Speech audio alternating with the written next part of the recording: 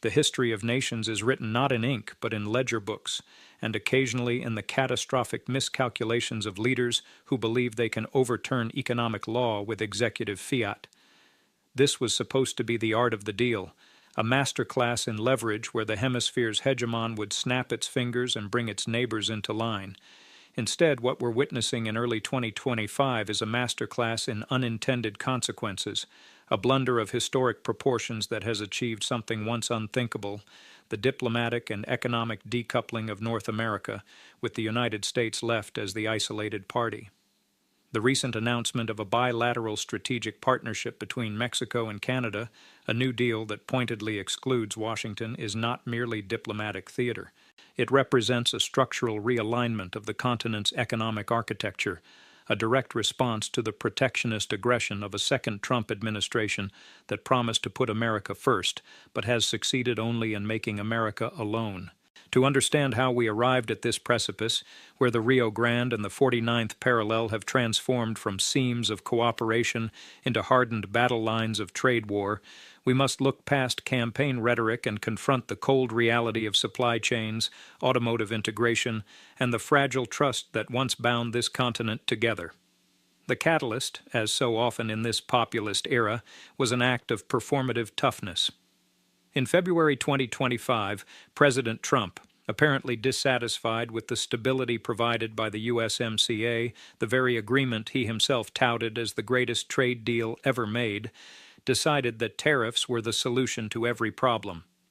Citing a national emergency regarding fentanyl and migration, the White House announced a blanket 25% tariff on all goods from Mexico and Canada. The logic, if one can call it that, was medieval in its simplicity. Inflict pain on your neighbors until they capitulate. It's the logic of siege and blockade, the mercantilist belief that trade is zero-sum, where one nation's surplus represents another's theft. But the president forgot that the year is 2025, not 1825, and the North American economy is not a collection of autarkic islands. It's a single integrated organism, a complex nervous system of just-in-time manufacturing, where a single piston might cross borders 4 times before being seated in an engine block. To sever these connections with a blunt instrument like a 25% tariff is not leverage. It's self-inflicted economic lobotomy. The expectation in the West Wing was clear: Ottawa and Mexico City would fold. They expected Justin Trudeau to apologize and Claudia Sheinbaum to tremble, a frantic rush to Mar-a-Lago to kiss the ring and offer concessions. But hubris blinds. They failed to account for the political realities in both Canada and Mexico, where capitulation to a bullying American president is the one sin no leader can survive. Instead of folding, our neighbors spoke up, and then they spoke to each other. The resulting Plan D, a term coined by Mexican economists for decoupling, began not as grand strategy, but as survival mechanism. When the tariffs hit in March, devastating automotive sectors in Ontario and Bajío, the immediate instinct was retaliation. But retaliation is a war of attrition that smaller economies usually lose.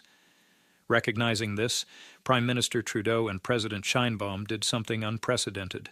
They effectively merged their strategic responses, forming a united front that bypasses the United States entirely. The Canada-Mexico Strategic Economic Corridor, announced with little fanfare but massive implications, represents the nightmare scenario American strategists have dreaded since the Monroe Doctrine, the formation of a counterblock within our own hemisphere. This new alignment is not merely symbolic, it's being written into the logistics of the continent. The New Deal between Canada and Mexico focuses on 3 pillars: energy independence, agricultural substitution, and most critically, the Pacific bypass. For decades, the vast majority of trade between Canada and Mexico moved by truck and rail through American arteries, down I-35, through Laredo, across the heartland.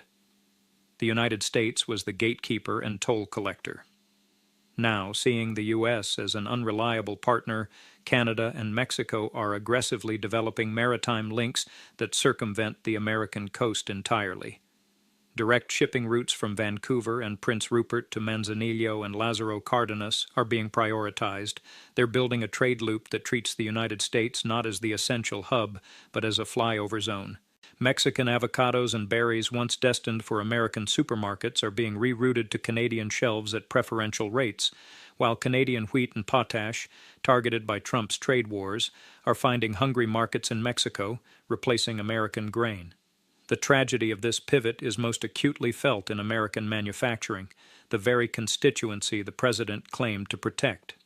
The North American automotive industry is the most integrated production platform on earth. A Chevrolet Silverado is not purely American. It's a North American artifact, an assembly of Mexican harnesses, Canadian aluminum, and American steel. By imposing a 25% tax on components from our neighbors, the administration has effectively placed a 25% tax on the American auto industry itself. The result was immediate and catastrophic. Detroit, already struggling with electrification, found supply chains paralyzed and costs soaring. The protection afforded by tariffs didn't bring factories roaring back to Ohio. It simply made American cars too expensive to buy and too expensive to export.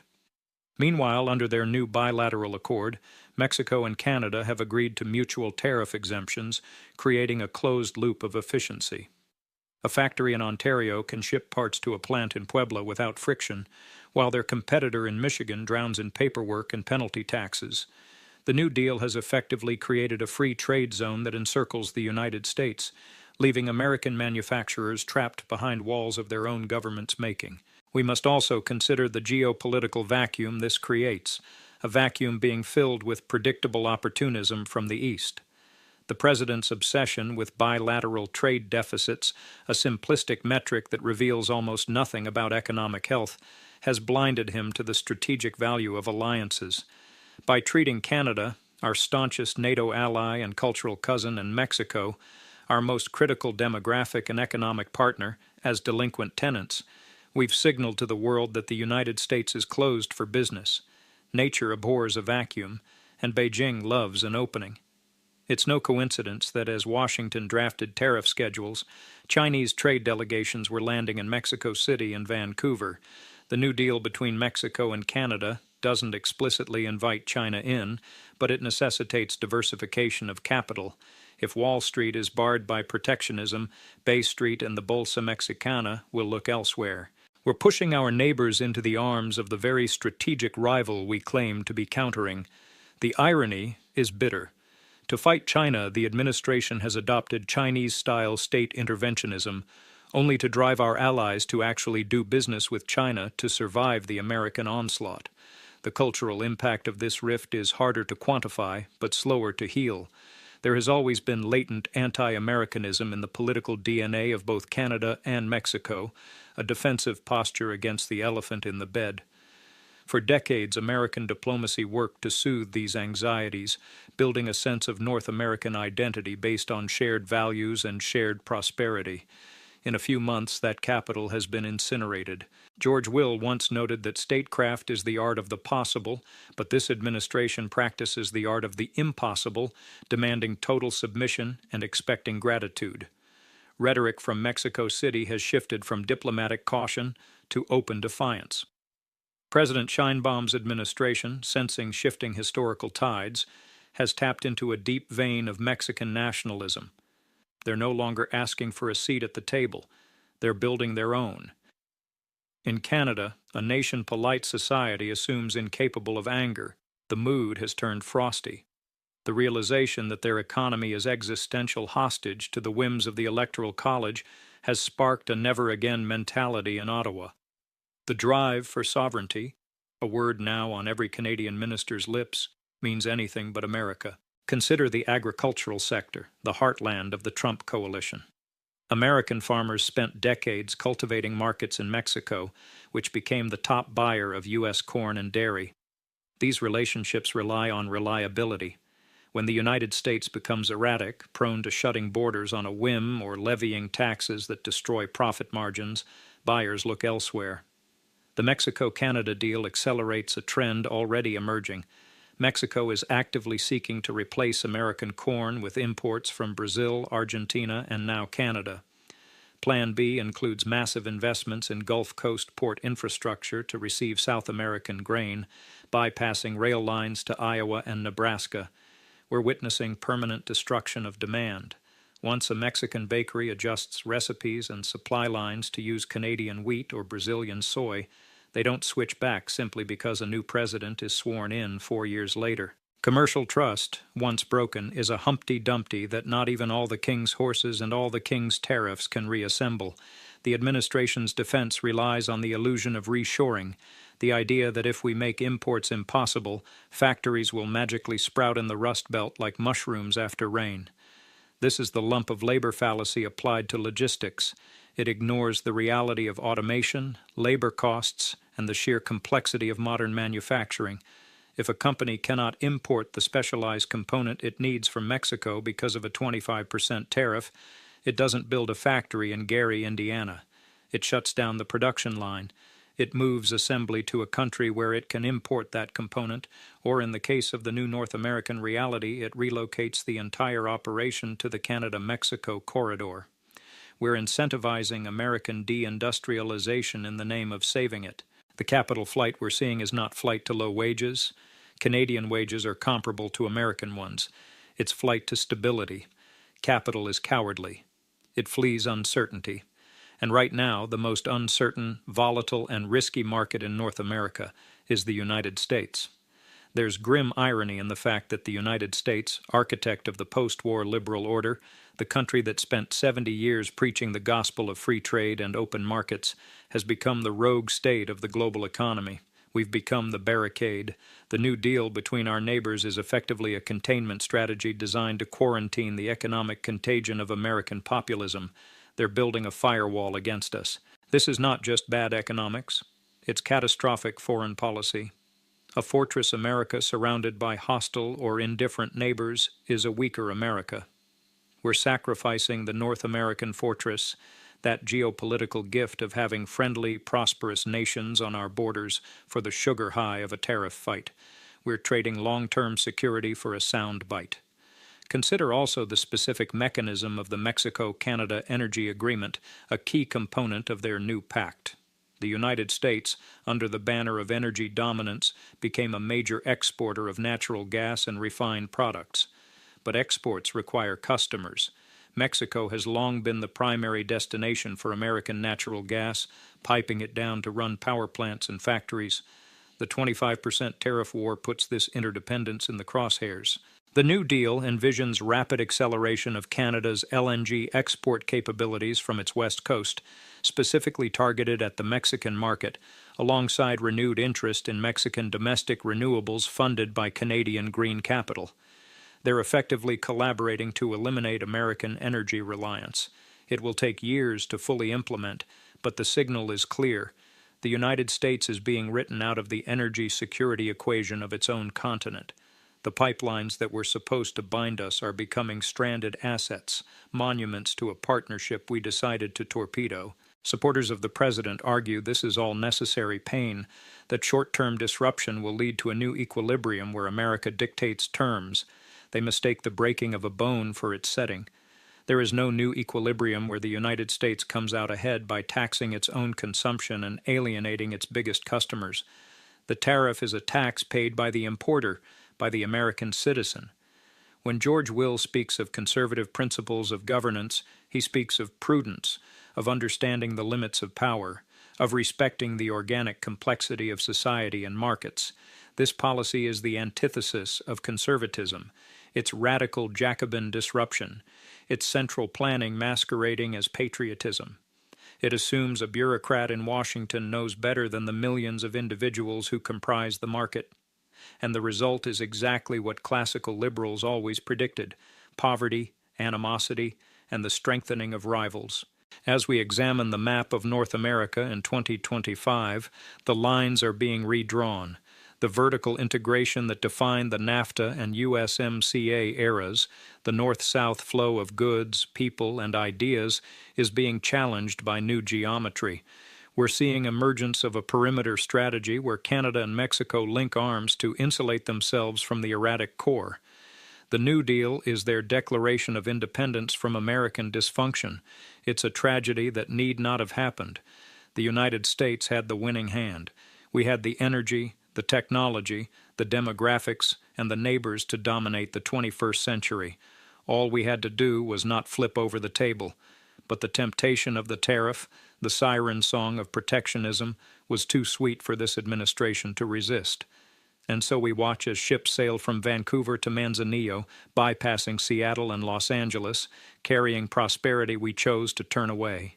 The United States remains a giant, but we're becoming a lonely giant shouting demands at neighbors who have decided to stop listening and start trading among themselves.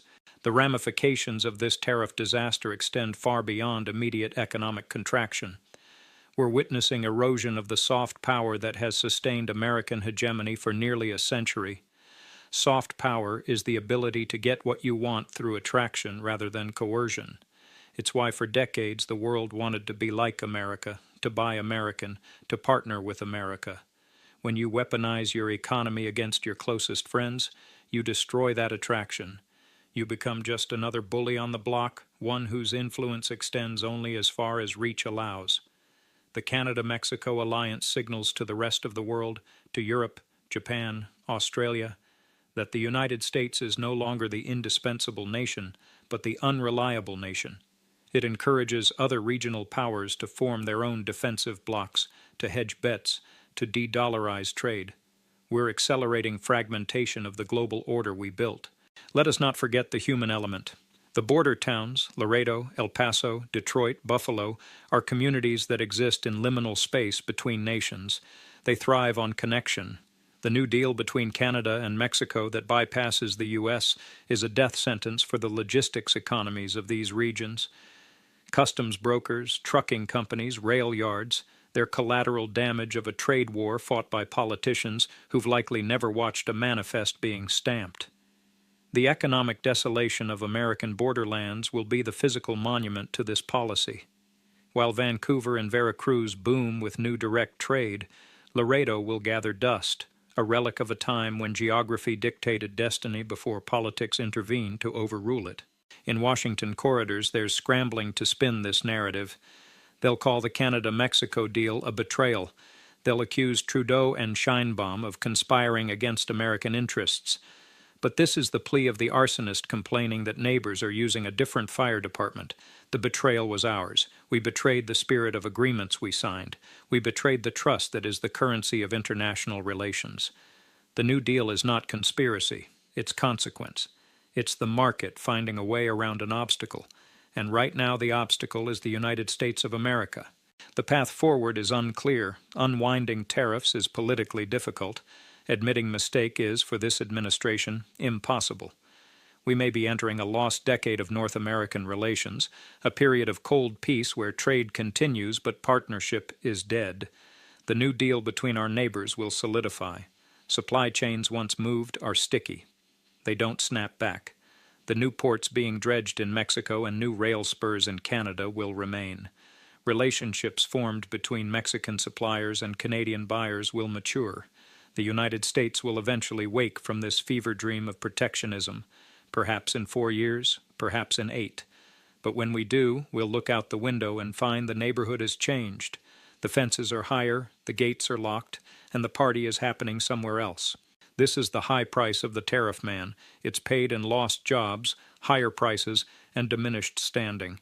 But the highest price is loss of the North American idea, the vision of a continent united in liberty and commerce.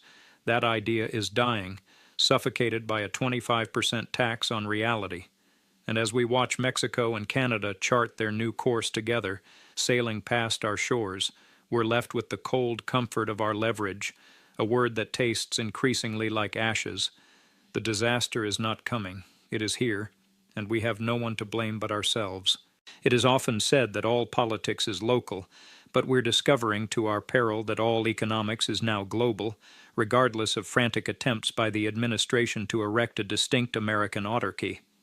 The ripple effects of this self-imposed isolation are fracturing the very domestic unity the president claims to champion. We're witnessing stirrings of a new sectionalism, not between North and South, but between the mercantile realities of state capitals and the ideological rigidities of Washington. In Texas, Arizona, and Michigan, governors who once marched in lockstep with the party line, are now quietly, frantically lobbying for exemptions, keenly aware that the New Deal to their north and south is siphoning the lifeblood of their local economies. When a manufacturing plant in El Paso closes not because of foreign competition, but because it cannot afford tariffs on raw materials sitting just across the Rio Grande, the abstract theories of protectionism collide violently with the concrete reality of unemployment checks. The president has pitted the federal government against the economic viability of its own constituent states, creating constitutional tension no amount of rally rhetoric can soothe. Furthermore, we must examine the insidious nature of the bureaucratic wall that has risen alongside the tariff wall.